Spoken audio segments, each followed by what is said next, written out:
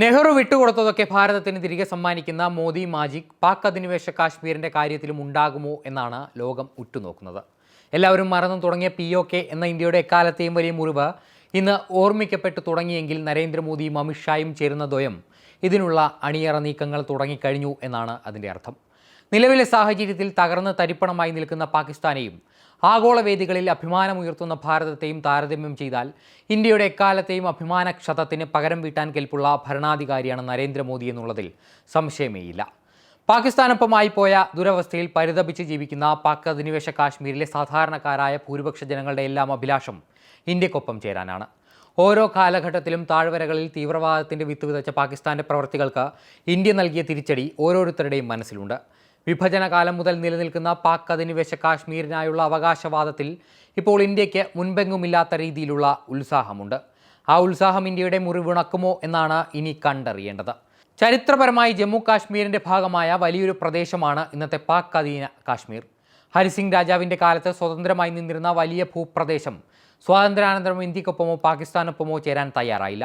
1947 അവസാനം പടിഞ്ഞാറൻ പഞ്ചാബിലെ റാവൽപിണ്ടിയുടെ അതിർത്തി പ്രദേശമായ പുഞ്ചിൽ മഹാരാജാവിനെതിരെ ഒരു കലാപം പൊട്ടിപ്പുറപ്പെട്ടു. പാക് പിന്തുണയോടെയുള്ള ഈ കലാപങ്ങളോട് പിടിച്ചു നിൽക്കാൻ മഹാരാജ ഹരിസിംഗിൻ്റെ സേനയ്ക്ക് ആയില്ല. തലസ്ഥാനമായ ശ്രീനഗറിൽ നിന്ന് 32 കിലോമീറ്ററോളം വടക്ക് പടിഞ്ഞാറായി സ്ഥിതി ചെയ്യുന്ന മുസാഫറാബാദും ബാരാമുള്ളയും അടക്കമുള്ള പട്ടണങ്ങൾ കലാപകാരികൾ പിടിച്ചെടുത്തു. ഒടുവിൽ 1947 ഒക്ടോബർ 26-ന് ഗത്യന്തരമില്ലാതെ മഹാരാജ ഹരിസിംഗ് ഇന്ത്യയോട് സഹായം അഭ്യർത്ഥിച്ചു. അങ്ങനെ ഇന്ത്യൻ സൈനികർ ശ്രീനഗറിലേക്ക് ഇരച്ചെത്തിയതിന് പിന്നാലെ പാകിസ്ഥാനും വിഷയത്തിൽ ഇടപെട്ടു. എന്നാൽ ശക്തമായ സൈനിക ശക്തി ഉണ്ടായിട്ടും ജനാധിപത്യ വിശ്വാസിയായ നെഹ്റു തർക്കം പരിഹരിക്കണമെന്നാവശ്യപ്പെട്ട് ഐക്യരാഷ്ട്രസഭയെ സമീപിക്കുകയാണ് ഉണ്ടായത്. പല കാര്യങ്ങളിലും വിട്ടുവീഴ്ച ചെയ്ത നെഹ്റുവിൻ്റെ സമീപനമാണ് പാക് അധിനിവേശ കാശ്മീരിൽ നിലനിൽക്കുന്ന പ്രശ്നങ്ങളുടെയൊക്കെ ആണിക്കല്ല്. നെഹ്റുവിൻ്റെ നിർദ്ദേശപ്രകാരം ഐക്യരാഷ്ട്രസഭ ഇടപെടുകയും 1949 ഇവിടെ വെടിനിർത്തൽ കരാർ കൊണ്ടുവരികയും ചെയ്തു. ആ സമയത്ത് ഏതൊക്കെ പ്രദേശങ്ങൾ അവർ പിടിച്ചെടുത്തോ അതൊക്കെ പാകിസ്ഥാൻ്റെ കയ്യിലെത്തി. ഇന്ത്യയെ സംബന്ധിച്ച് ആ നഷ്ടം ചെറുതായിരുന്നില്ല. എന്നാൽ ക്ഷമാശീലനായ ജനാധിപത്യവാദിയായ ജവഹർലാൽ നെഹ്റു എന്ന ഭരണാധികാരിക്ക് അതിൻ്റെ വിലയെക്കുറിച്ച് ബോധ്യമുണ്ടായിരുന്നില്ല.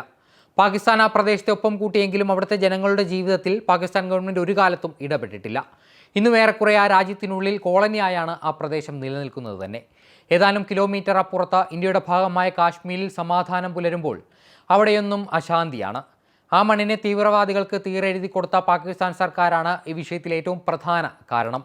സമ്പദ് വ്യവസ്ഥയിൽ തകർന്നടിഞ്ഞ പാകിസ്ഥാന് ആ രാജ്യത്തിൻ്റെ തലസ്ഥാന നഗരത്തെ ജനങ്ങളുടെ ബുദ്ധിമുട്ട് പോലും പരിഹരിക്കാൻ സാധിക്കുന്നില്ല.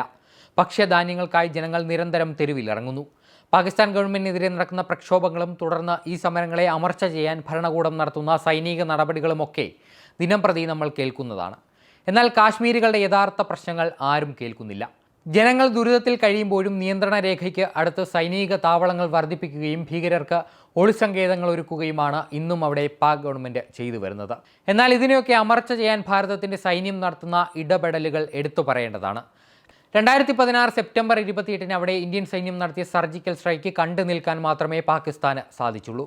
ചൈനയുമായും അഫ്ഗാനിസ്ഥാനുമായും ഒക്കെ അതിർത്തി പങ്കിടുന്നത് കൊണ്ട് തന്നെ സൈനികപരമായി ഏറെ തന്ത്രപ്രാധാന്യമുള്ള പ്രദേശമാണ് പാക് അധിനിവേശ കാശ്മീർ.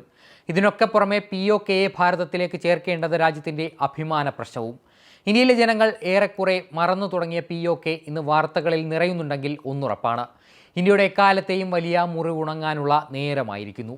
അതിന് കെൽപ്പുള്ള വീക്ഷണമുള്ള ഒരു നേതൃത്വം ഇന്ന് ഈ രാജ്യത്തിലുണ്ട്.